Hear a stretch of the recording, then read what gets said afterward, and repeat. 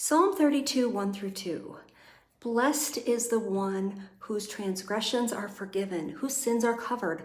Blessed is the one whose sin the Lord does not count against them, and in whose spirit is no deceit. These verses aren't just poetry, they're a deep exhale. David is describing a kind of blessing that goes way beyond material things or good days. He's talking about the blessing of a clean slate, the blessing of not being crushed by guilt, the blessing of knowing that the worst parts of your story don't get the final say. Forgiven and covered are powerful words. Forgiven means the debt is canceled. Covered means God himself has taken responsibility for what we couldn't fix. And then David goes even deeper. The Lord does not count it against them.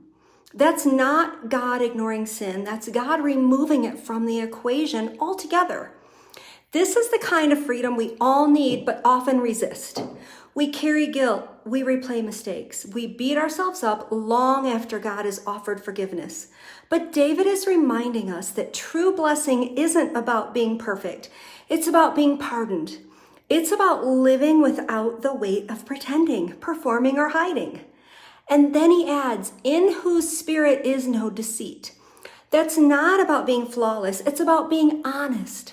God meets us where we really are, not where we pretend to be. The blessing comes when we stop running, stop covering, stop trying to manage our own mess, and finally come clean. Forgiveness flows into open hands, not closed fists. The heart of Psalm 32, 1 through 2 is this. You don't have to be defined by your past.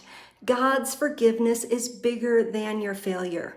If you're carrying shame, you don't have to keep carrying it. If you've been hiding, you don't have to hide. If you feel unworthy, remember, forgiveness isn't something you earn. It's something God gives because of who he is. Blessed is the one whose sins are forgiven, because forgiven people are free people. And that freedom is exactly what God wants for you.